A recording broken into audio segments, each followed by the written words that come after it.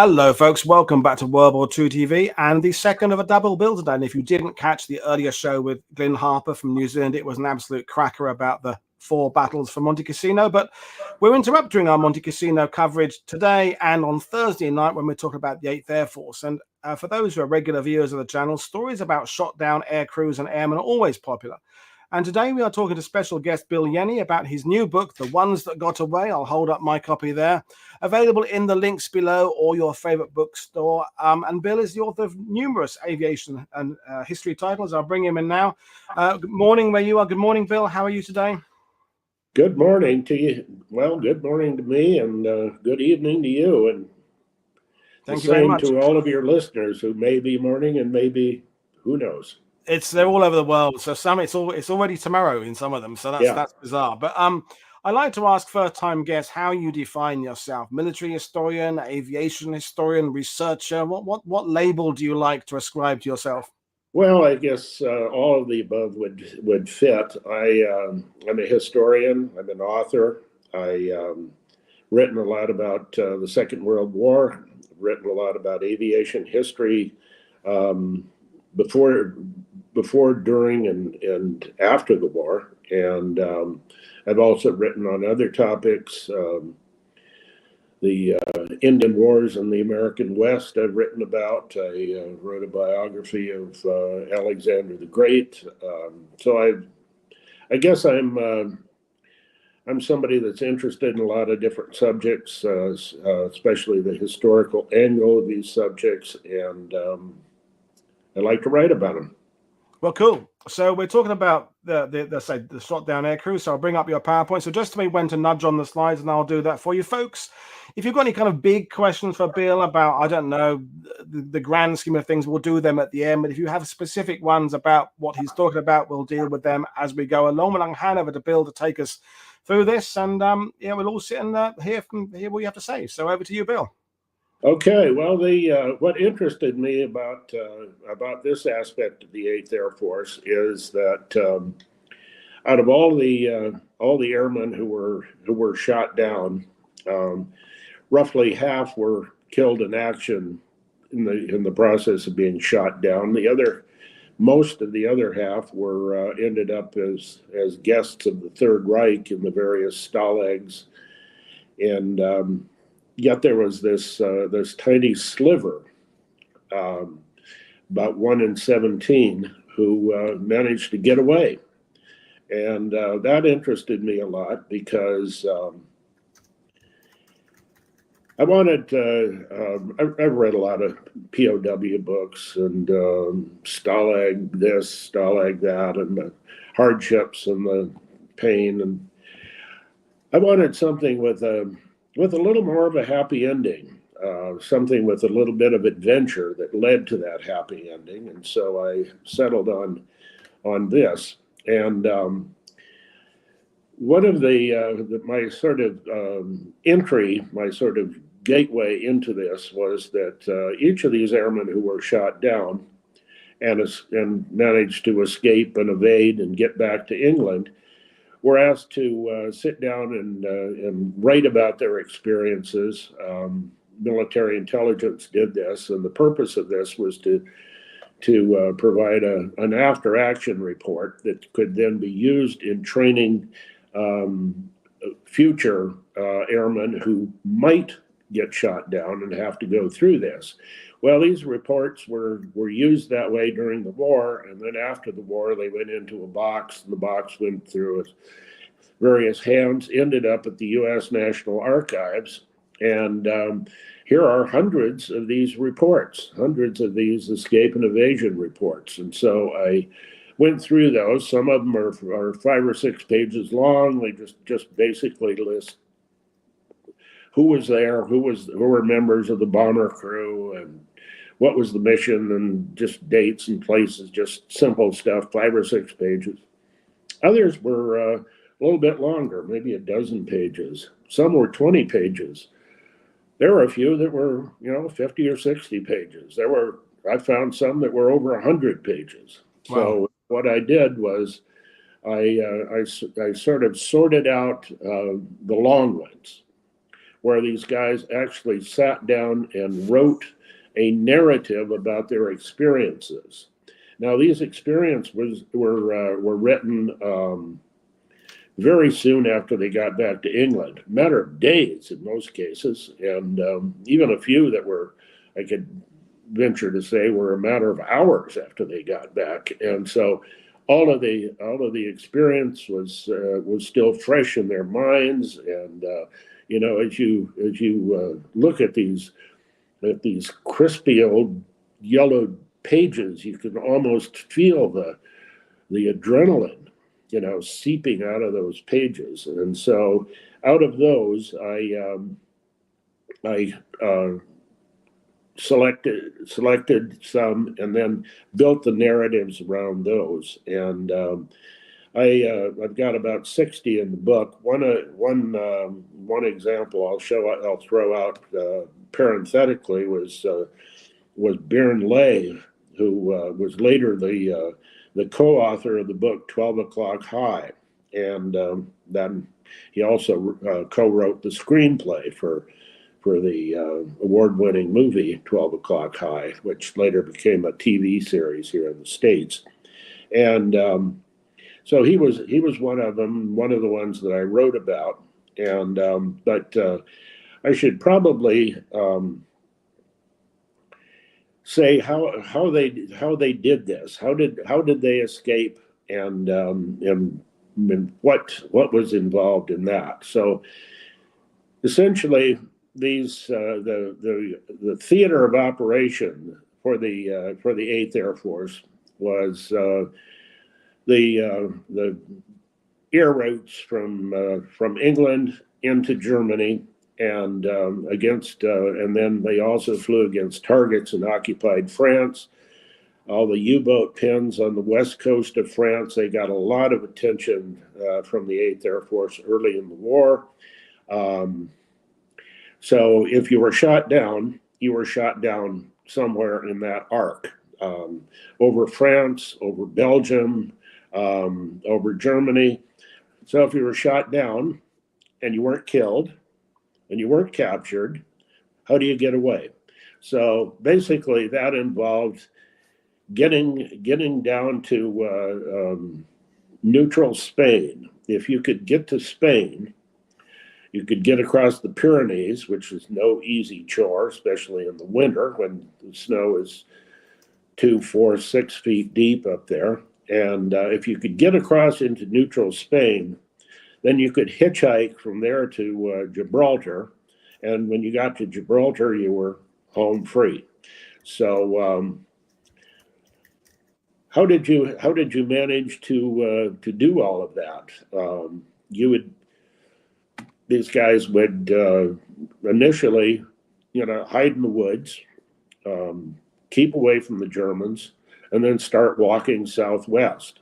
And during the war, there were a number of escape lines that were created by European civilians, and they were created out of whole cloth by European civilians with very little, if any, support from Allied military.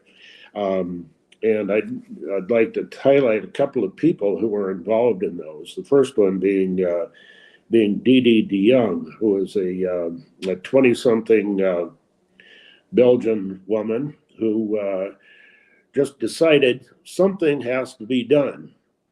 And dramatically, she showed up one day in the office of the British Consul General in Bilbao, Spain, with several British evaders. This was 1941. She had airmen. She had some guys who had been hiding out since they missed the boat at Dunkirk. And she walked into the office of the British consul. He didn't expect her. And when she told this story of having brought those guys all the way across Europe, all the way across the Pyrenees, and here she was in Bilbao, and he was just blown away by that. He said it was obvious that she really did it, because he said don't ever do that again. And she said, I will. And I will keep bringing you escaped airmen, escaped soldiers. And I just need you to take charge of them when I get them here, and then make sure they get home safe. And she proceeded to do that. And she was just one of many, but she was the founder of the Comet escape line, one of the most famous of the escape lines. I'm sure you've had that mentioned in previous shows. And but she was an amazing character, and I would say definitely in the top 10 of the greatest heroines of World War II. Another woman I'd like to point out is Micheline Dumont. She was another Belgian woman, and I threw her up here next to Leonie because Micheline is actually a character in episode 4 of Masters of the Air, and this is a side-by-side, and the next slide shows a scene from Masters of the Air. She's there with two of her evaders, and out they're in a rail car. She hustled them aboard the trains in Brussels, took them to Paris, and then took them to point south. You can see on the platform there's a Gestapo guy just lurking out there, not knowing that these people are under her care. And this is the kind of scene that shows up repeatedly in these stories, where they escape lines picked up these guys, got them aboard the trains, and then eventually got them to close enough to the Spanish border that they were then turned over to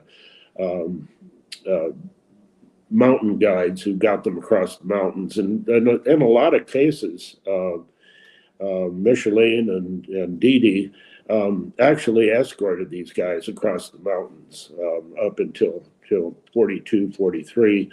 One of my biggest criticisms of Masters of the Air is that they in episode 4, did a fantastic job of developing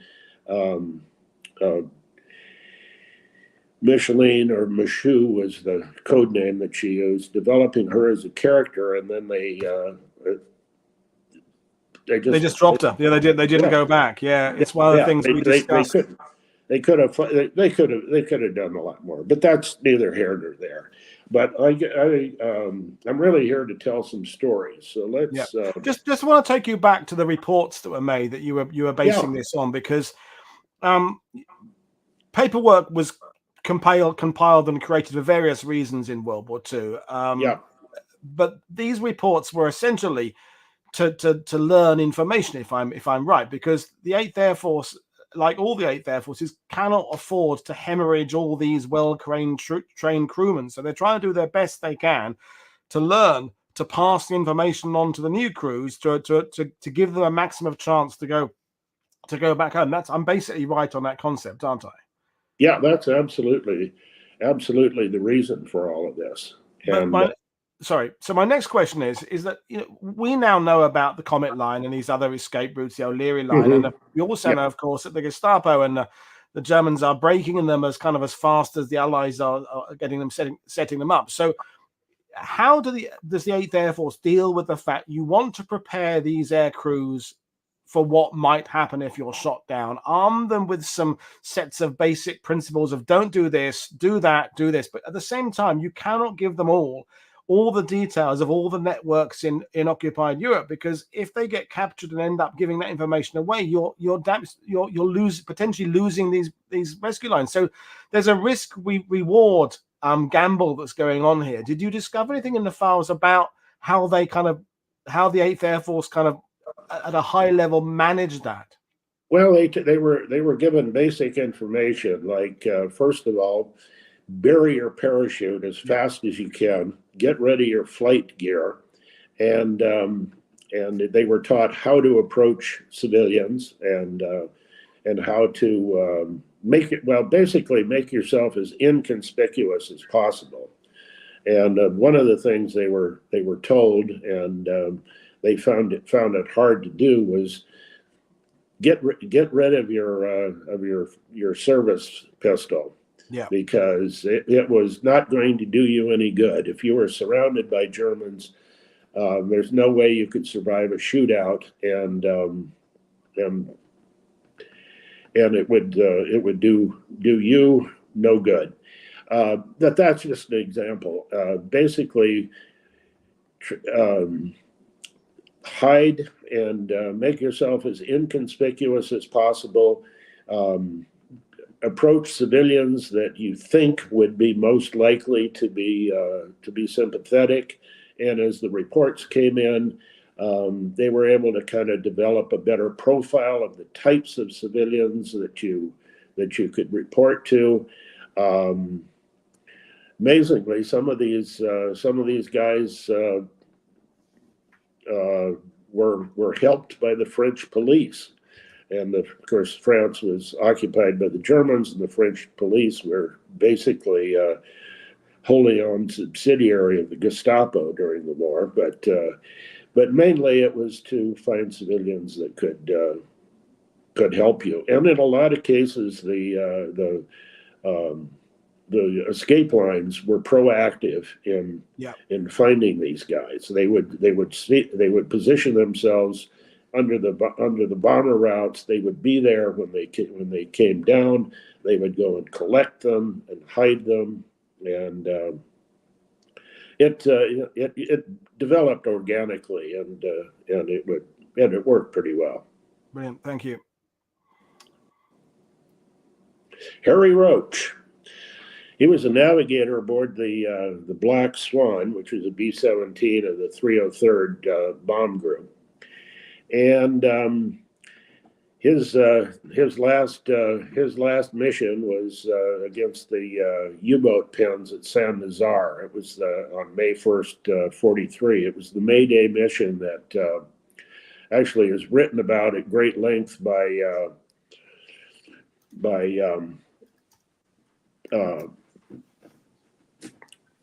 in the accounts of the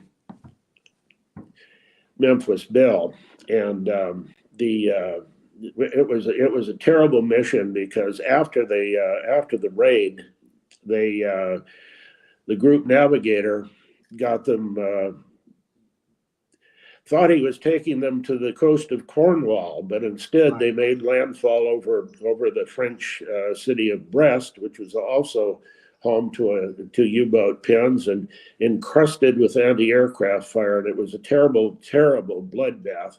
But that didn't affect Harry Roach at all, because he got shot down over the target and never experienced any of that. And he writes in his after-action report about how he was falling through pieces of debris. We saw that in Masters of the Air. A lot of people write about that. And it turned out that he was one of only 3 survivors of the Black Swan. The other 2 were captured almost immediately. He was picked up by friendly civilians, given a place to spend the night. The next morning, this woman named Madame Michaud arrived and gave him a map, a bicycle, and the name and address of a safe house in the city of Yenne. So Harry Roach proceeded to then ride a bicycle halfway across France and had various adventures. One of the things that I always mention is when he went through a town where there was a French concentration camp. And yes, the French had concentration camps.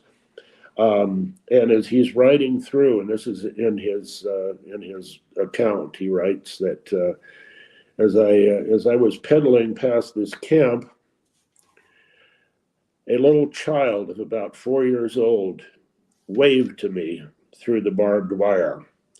And I have often thought about that. I've actually lain awake at night thinking about this kid, this 4-year-old, behind the barbed wire, waving to this guy riding past on a bicycle, and wondered whatever happened to that kid.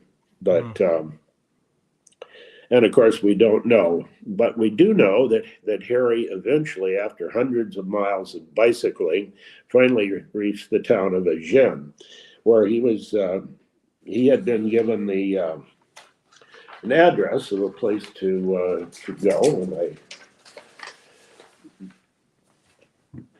put it on this particular slide. This was the safe house. This is a Google Street View image of what it looks like today. Obviously, it looked pretty much the same in 1943. So he was to go to the 9 Place de la République. It was a safe house. He was supposed to knock on the door and ask for Mademoiselle Vigier. So how hard could that be? Well, he went to the wrong address. Oops. And that will be on the next slide, which was 9 Boulevard de la République. And he walked up to this building, which is not a side street building with a little green door to knock on, but it was then, and it turns out from Google Street View that it still is a nightclub. And at the time, it happened to be a German officers' nightclub.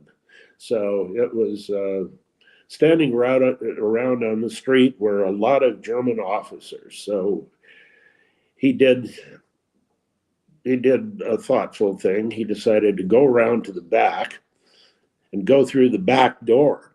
So he walked in, and the place was just crawling with Gestapo. And obviously, he was at that point, he knew that he had blown it. He didn't quite know why, but he got out of there as quick as he could. And then he did what he thought was the obvious thing. He just went next door, knocked on the door, and asked for Mademoiselle Vigier. And the people in the house had no idea who that was. They freaked out. This one woman took off and ran out of the place. He thought she was going to get the cops. And, this is the point where if this was a TV episode, you would end the episode with this cliffhanger.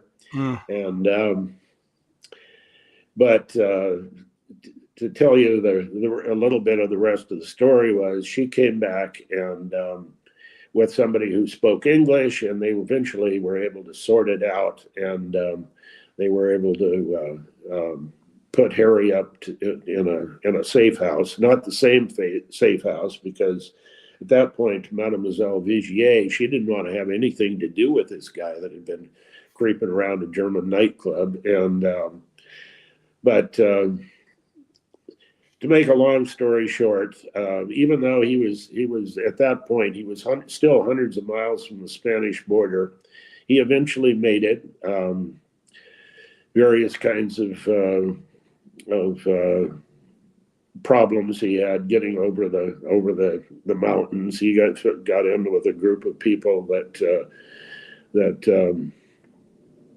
had trouble on the steep trails and the deep snow. Even in June there was deep snow up there, but eventually he made it. And one thing I will say about Harry, in a lot of cases, I was reading these after action reports.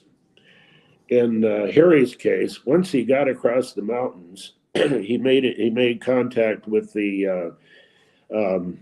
with somebody from the American embassy in Barcelona, who sent him to a hotel in the city of Lerida, where he spent the better part of a week waiting for a car to come and pick him up and take him to Gibraltar. And while he was there, he went out to the stationery store and bought himself a spiral notebook and sat down and wrote his whole story. This is a couple of weeks before he finally made it back to England. He's writing the entire story of his adventures, and a rarity among young men in their 20s. He actually wrote legibly, so that was a real treat to read. Wow. So that's the Harry Roach story. And it tells us just how much luck is a factor, isn't it? I mean, you can prepare these guys and say, okay, bury your chute, get rid of your sidearm, don't walk this way, don't speak it. But you can't possibly predict or allow for going to the wrong address, or whether you go to the right address and the right person comes to the door, the wrong person comes to the door, or someone sees you knocking on the door. Luck is such an important. I mean, I suppose if you're an air crew, you to some extent you understand there's a lottery involved in flying into Germany anyway. If you're in a B-17, 6 aircraft won't get hit. 1 might get hit. There's no rhyme or reason why that happens, but certainly on the ground, luck is just such an important factor. Luck is the as I said in the book, it's just the overriding reason that these guys made it. Yeah, there is no predicting it, and probably luck is no more is a factor no more fully illustrated than the story of Norman Theisen, who you're looking at here on the screen now. He was a gunner aboard B-17, also the 303rd. It was named Wolfhound, and the nose art had a dog with a Focke-Wulf fighter in his mouth. And so it was Wolf, W-U-L-F, Hound. That was the name, and it was another mission to France. It was in 1943, and or actually it was in 42, in late 42. So it was an early 8th Air Force mission. They were curiously not shot down, but they were so badly damaged that the pilot, Paul Flickinger, was able to make a crash landing. They successfully crash landed several hours south of France, or south of Paris, in a field. And so in contrast with the story of Harry Roach, where there were only 3 survivors, all 10 of the crewmen survived. In fact, so did the airplane, because the Wolfhound was the first B-17 that was captured intact and made flyable for the Luftwaffe. There it is in Luftwaffe markings. But anyway, you got 10 crewmen, and another thing that they were briefed to do was don't stick together as a 10-man crowd. And so the idea was that they would pair off into twos. And of those pairs, some were captured almost immediately. Some were captured a month or 2 later. And there were 2 pairs that got away, and I profiled both of those pairs. But Norm Theisen paired off with a guy named Fred Hartung. They were both from Massachusetts. They were both gunners, so they had something in common. And they took off, hiding from as the BMW motorcycles started crisscrossing the area, looking for the escapees. And they hid in a hayloft. They hid in a culvert. They managed to evade, and they ran into a group of people who were not associated with any escape lines. They were civilians. They said, well, you could probably go hide out at this chateau, and there's a picture of the chateau, and an interesting thing about the chateau, and in the next slide you see what the chateau became. It is now a 5-star spa resort and hunting lodge, and you can spend high 3 figures to spend a night in the same attic room where Theisen and Hartung were. So they were put up in the sort of, while other airmen were hiding in haylofts and culverts. They were sort of in the lap of luxury there, but they were itching to get out of there. They were itching to get to Spain. So there was a lot of discussion about how they could do it. And turns out there was one of the people at the chateau was the 18-year-old nephew of the people who owned it. And being 18, being French, he was liable for the STO, which was the conscription of young French people, both men and women, to be sent to Germany to work in the factories, basically as slave labor.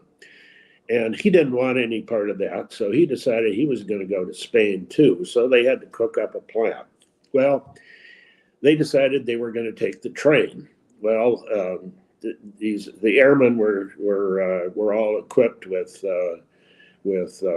French currency, so they could buy their way out of situations. So they had money to take the train. The kid had money to take the train, and so they decided to do that. Well, first they had to,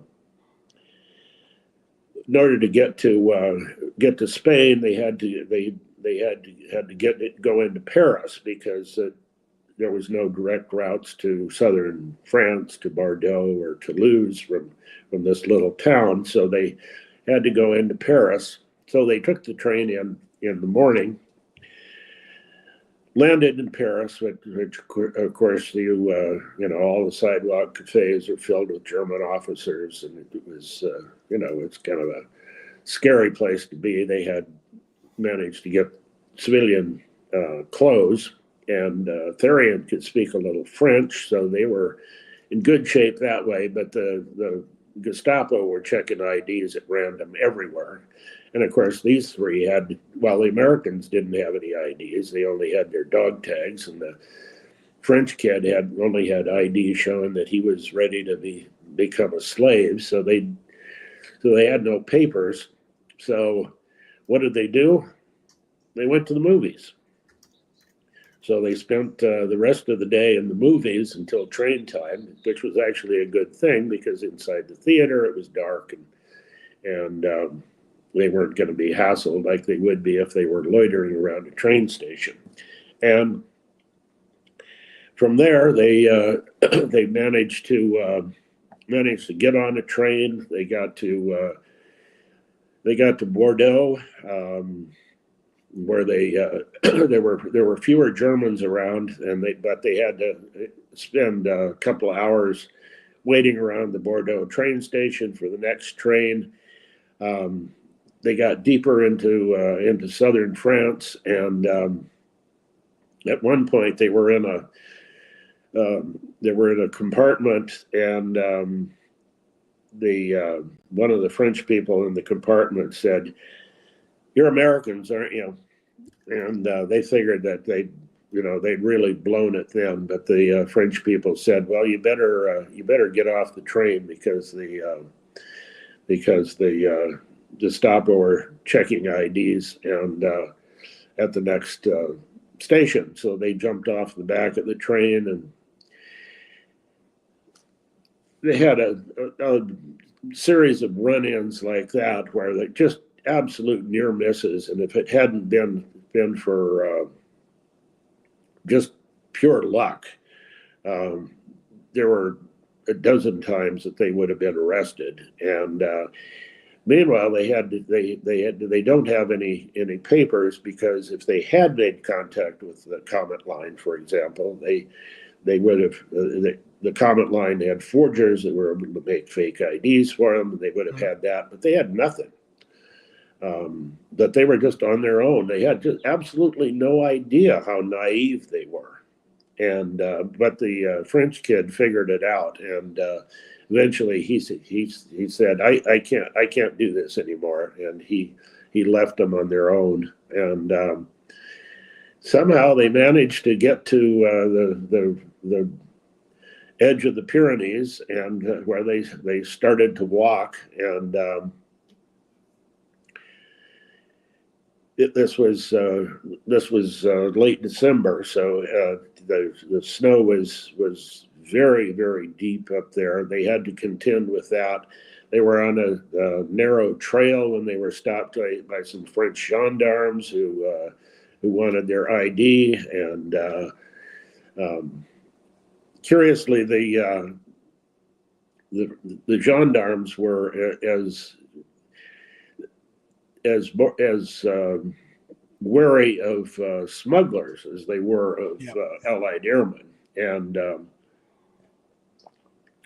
so the gendarmes said, "Okay, if you're Americans, we can let this slide, but you have no way to prove you're Americans," because by that time they had gotten rid of their dog tags. So unless you can prove you're Americans, you're going with us. And Theisen thought for a minute, and he reached in his pocket and he pulled out his pocket comb, which had U.S. Army stamped on it, and that did the trick. And they were on their way. And the last thing the gendarme said was, "Oh, there's a German patrol on this trail. Watch yourself." And eventually they made it through to Andorra. Through Andorra, they got to they got to the Spanish Andorra border, and the Spanish police had the same things, the smugglers on their mind, and they didn't buy the pocket comb story, and so Theisen and Hartung ended up spending Christmas in a Spanish jail. Wow. I'm just want to take you back to the idea of the fact that don't loiter, because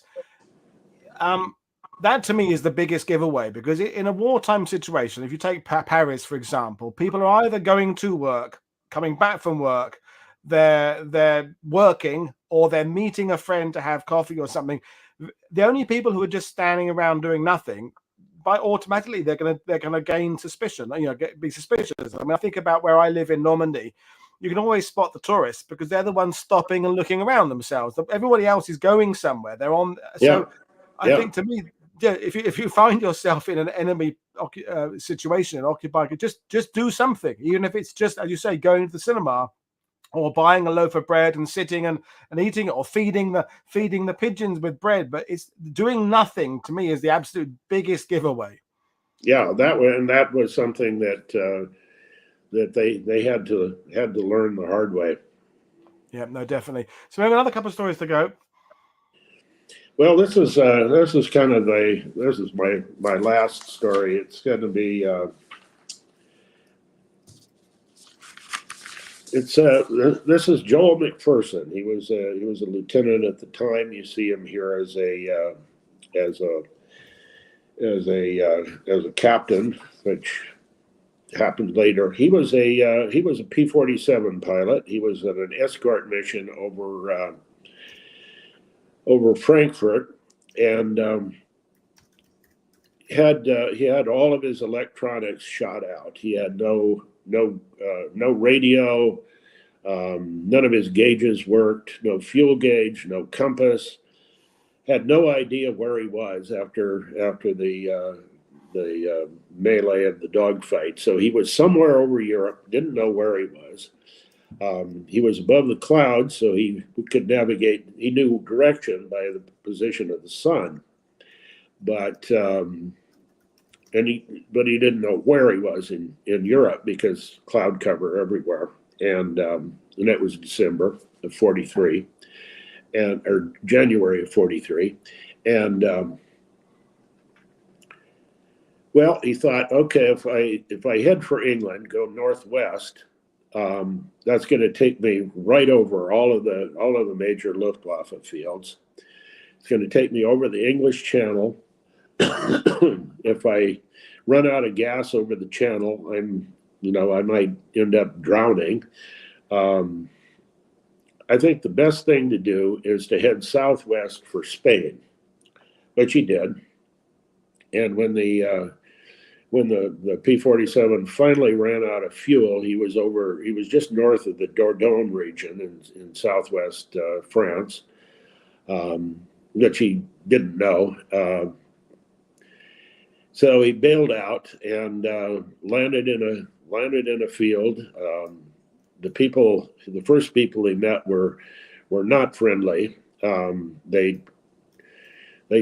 told him to shoo, go away. You're a magnet for the Germans, and so he did. He just started walking, and walking in a southwesterly direction towards Spain. And he met a farmer the next day who wanted to know where he was going, and he said Spain. And I just love this. The Frenchman said formidable. It was a formidable undertaking because he was still like 250 miles from the Spanish border. And well, this being the Dordogne, he fell in with the Maquis, who are the guerrilla fighters of the resistance, who were concentrated mainly in the mountains of southern France, southwest, southeast, south, and they who carried out sabotage against the Germans and against collaborators, basically a band of outlaws, or multiple bands of outlaws. And so he fell in with them and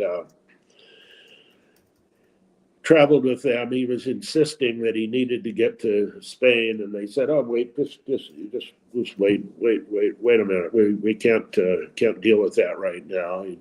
Finally, he met this English-speaking Serbian bandit leader called Andre Doublemeter, who actually I found him mentioned in a number of books about the resistance. He was a real character. Had been a fixture on the social scene in Paris in the 30s, and had been married a couple of times to very rich women, and he was that kind of guy. And he told McPherson, no, snow is way too deep. You can't get through. Stay with us. And so he was basically with this bandit gang, and going from safe house to safe house. These were farmhouses, not city houses. And I want to just read you a little something from McPherson. At the end of the first week of March, our band was sleeping in a farmhouse. It was still dark when we were rudely awakened. Somebody shouted, "Get up, get up." Well, I'd been through so many false alarms, but when I heard machine guns, I knew we really had been surprised. Machine gun bullets ripped through the door as one man slipped out the window. As another man reached the sill, he was shot dead from the doorway. I dashed back to a corner. A grenade was tossed in, and then the lights went out. I gave up before they had a chance to toss in another. And so they had been captured, but not by the Gestapo, but by the Milice, the paramilitary pro-German. They were just as fanatical pro-German as the Maquis were anti-German, and because they were paramilitary and had affiliation with the French police, they had arrest powers. They arrested these guys, and Eventually, they ended up in the jail in Paris, France, and I actually found an old picture of the jail to sort of give you an idea of what it looked like. The so the Maquis were not treated well. They were they were taken off separately and tortured and eventually turned over to the Gestapo. And so McPherson was on his own, and his French jailers didn't really know what to do with him. They kind of didn't want to turn their sort of prized American flyer over to the Gestapo. They kind of wanted to keep him in custody, so they told him all sorts of lies about how they were going to send him to a French concentration camp and not turn him over to the Gestapo. And this went on for a day or two. And but of course, the jailhouse was full of resistance infiltrators, and some people from among them got word to McPherson that we're gonna get you out. We're gonna get you out of there, but it's going to be a lot easier than breaking you out of jail to break you out of a hospital. So here's what you got to do. You got to fake an appendicitis, okay? And here's how you do it. And it involved cigarette, tobacco, and aspirin, and I don't want to get into that. But anyway, he was briefed on what to do, and he was all ready to do it. And, well, he did it. And he got taken to the hospital, and there he was on the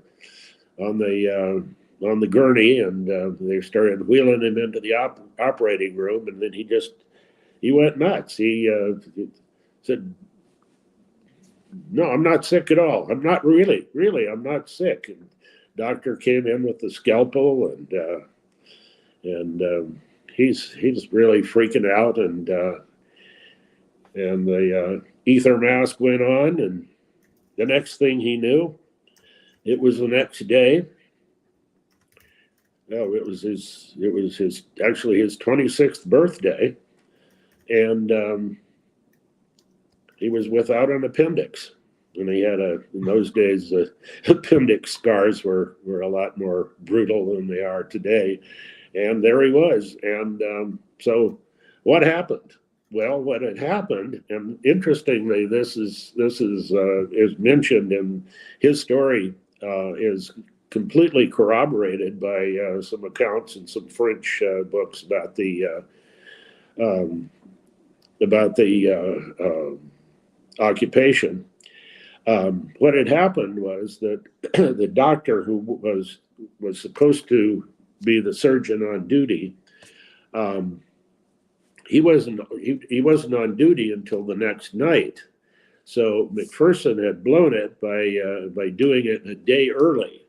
So we got it, and when the people came to pick him up, he was an invalid. He had to convalesce, and so they could not get him out. So he ended up being sent to a German military hospital. So here he is. He's minus an appendix. He's in really bad shape because of the surgery, and he's in a German military hospital. You know, what else could go wrong? So he spent the next 2 weeks in this German military hospital, and trying to plot his escape, and trying to gain enough strength so he could do it. And eventually he did. He went over the wall, and in the middle of the night, and started walking to another safe house that he had been alerted to, and ended up back with the Maquis, and really frustrated because here he double meter shows up again, even though it was now April. Double meter says, "Oh, the snow's still too deep, and we can't help you." And So this particular band was very very aggressive. They not only did they attack the railroads, they were shooting up the chateaus of supposed collaborators, and to finance their operations, they were robbing banks. So now he's living with a bunch of bank robbers, still recovering from his appendix. He's still hundreds of miles from Spain, and what worse could happen? Well, what happened was the getaway driver for this gang got killed in a Gestapo roadblock shootout, and at that time in France, almost nobody knew how to drive a car, but every American in their 20s knew how to drive a car. So Joel McPherson becomes the getaway driver for this band of bank robbers. And eventually he finally managed to meet another bandit leader who agreed to smuggle him out of France, and he managed to get to the town of Boulogne-sur-Gesse, only about 50 miles from the Spanish border, and ended in the safe house. They ended up there. There was a hotel that was also Gestapo headquarters. So here's a scene from a movie. They're in this. They're in this hotel, and they're sitting at the in the bar, and the next table is full of Gestapo, and you can picture what that would be like in a movie setting. But it really happened. And one of the other guys that he ended up with there was a guy named Bram van der Stok, who was you've heard of The Great Escape. Yeah, one of the three who got back. He was one of the only three that managed to actually escape in The Great Escape, and here he is in the Hotel Moderne with Joel McPherson and a bunch of other people, and it's now June. On June 3rd, their handler said he was going away for 20 minutes and he'd be right back. He never came back, and so that was June 3rd. They're sitting there with the Gestapo. Time marches on. Suddenly it's June 6th, and we all know what happened on June 6th, 1944. And the Maquis go wild because they think, oh, the Allies have come to rescue us, and the Germans are on edge. And here they are in the Hotel Moderne, and I ask the question, what could possibly go wrong? And so that's I'll leave you with a cliffhanger there. Which is fine, because we won't be able to go and buy the book. So, I mean, these stories are just incredible, Bill. And, you said you got 60 of them in the book, but is there an overriding conclusion you came to about why? Was there an aptitude, or we talked about luck, but was there some kind of common factor between those that were successful in getting back?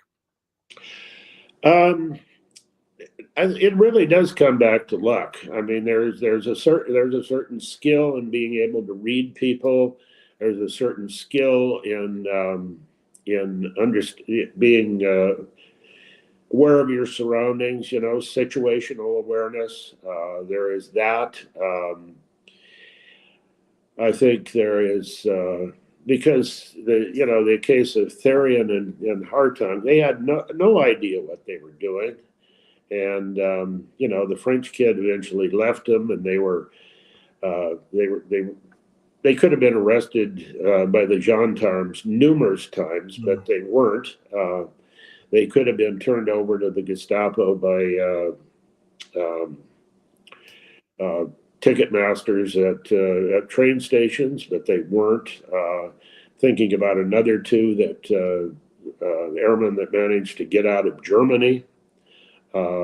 It was just, I think luck was the overriding factor. I think situational awareness, not getting hysterical, not freaking out, just understanding what you had to do. That you weren't an airman with all of this infrastructure supporting you.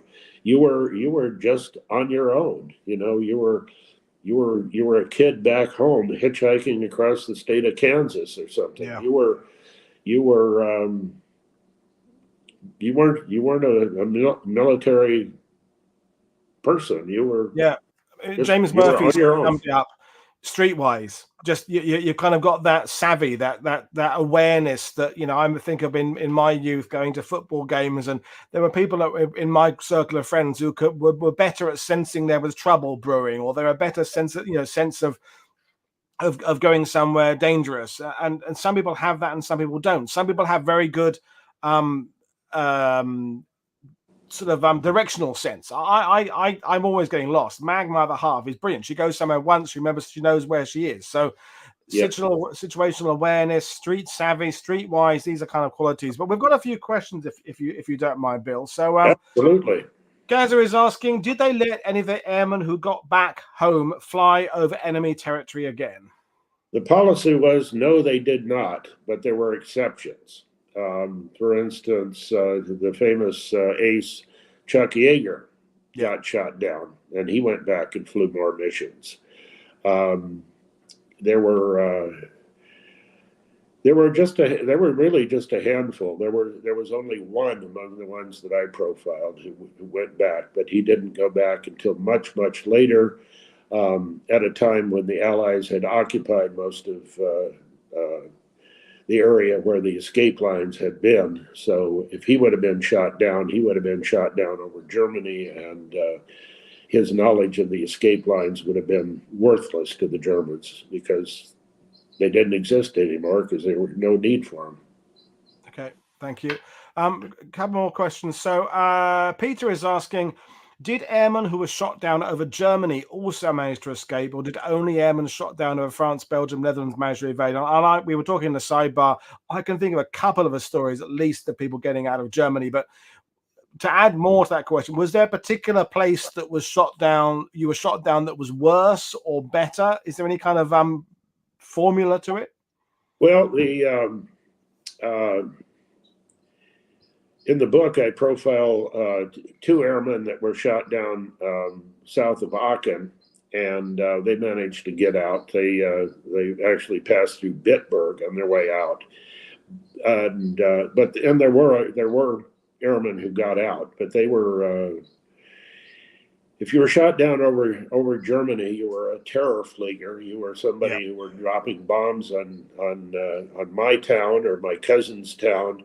And you were a bad guy, and the pitchforks came out, and or the shotguns, and you had a much harder time of it, for all the obvious reasons. But yes, some made it, but there were many reasons why they didn't, and most of them did not. Okay, thank you. And sort of connected to that, Pete, because your pie chart from earlier on. Whoops, there we go. Peter is saying, is there any data about the numbers of airmen who got away versus those who attempted to evade but were captured? So, obviously, in that segment of the pie that is captured, there are a certain number there that tried to evade but were captured anyway. Do we have any kind of breakdown of that? No, I don't. But except anecdotally, like take for instance the Wolfhound crew. There were a couple that were they obviously all 10 of them tried to, or all 5 pairs of them tried to get away. One of the pairs was captured almost immediately, but obviously they were trying to get away. You could say that every airman that was shot down, unless he came down with a German rifle pointed at him, would attempt to evade.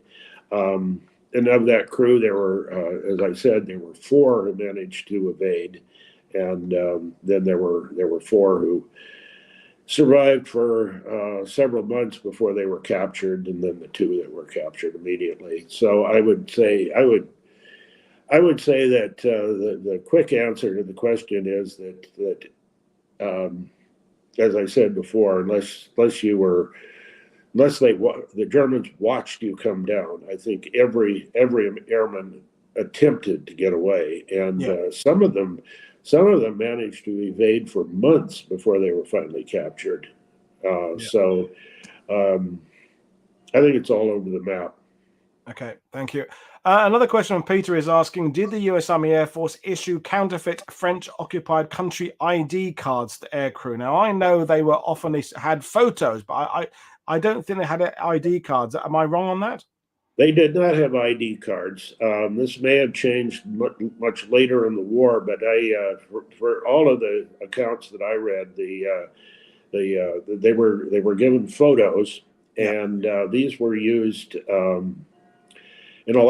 used by counterfeiters that worked for the escape lines to fake the IDs, and that was actually just a standard part of a lot of these stories. Was we went out to so and so to who would get our fake IDs. One anecdote was that when they presented their photos to the escape line threw up their hands and said, "These are the wrong size," and so they had to go out to one of those photo booths to get photos taken. But the fake IDs were made in country.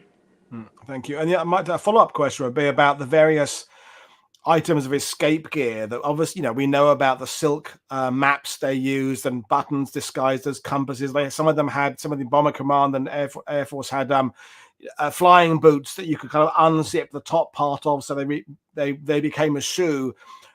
In my reading, I don't remember reading many occasions of that being the kind of critical factor that actually saved your life or not. Obviously, it's a little bit of an extra, but was there any sort of definitive piece of kit that improved your chances? Well, I think one thing that did improve their chances was that they were given French currency. Yeah, the money. Yeah, and that was very useful because it wasn't forged; it was real. So they were able to use that to buy train tickets, as I mentioned in one of the anecdotes. Another interesting thing was that they were given chocolate, and in one case we had an airman who rewarded a family who hosted him with chocolate, and they hadn't seen chocolate in years at that point. 1943, France had been occupied for 3 years, and they hadn't seen chocolate in most of that time, and they were so thrilled that when he left to move on to his next place, they yelled at him as he was walking away, "Come back and bomb us with chocolate." Yeah, and I remember from my French family here that the joy of having chocolate again when the Allies liberated in 1944, because I said they hadn't had it for several years. Another question, going back to McPherson there, Sean is saying, did he get a Purple Heart for having his appendix removed? He did get a Purple Heart, yeah. I knew he would.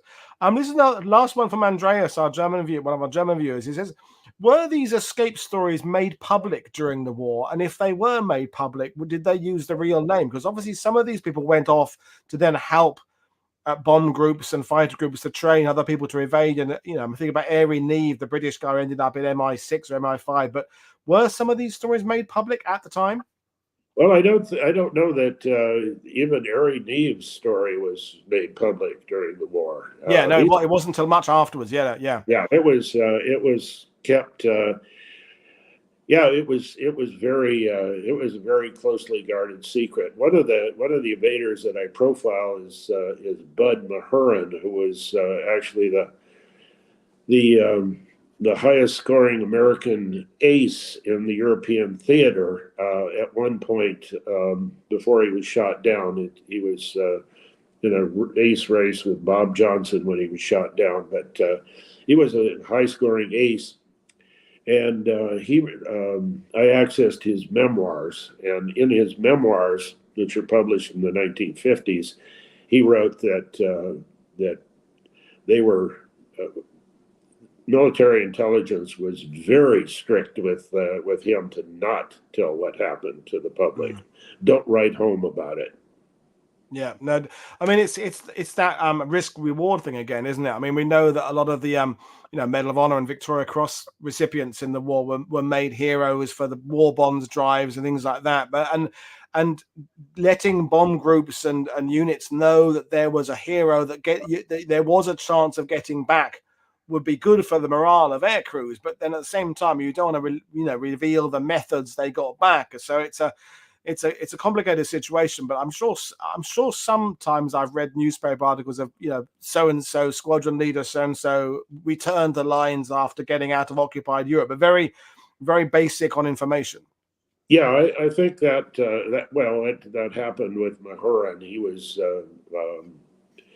it was made known that he was back, but the details were never disclosed, and he was told under penalty of arrest, don't tell anybody. And he ended up being invited to dinner by Aker and Spots, and he said that when they started asking me, I figured it was okay to tell them. These are the commanders of the 8th Air Force and the Strategic Air Forces. Yeah, well, it's been brilliant talking to you, Bill. I'll hold up a copy of the book again. So, folks, it's available in the links below or your favorite bookstore. And Bill, we'll invite you back for something else in the future because it was fantastic talking to you. But have you any particular hopes for the book? Is it obviously it's going to appeal to people who like your sort of escape stories and aviation stories? But any other kind of particular thing you want to say about it?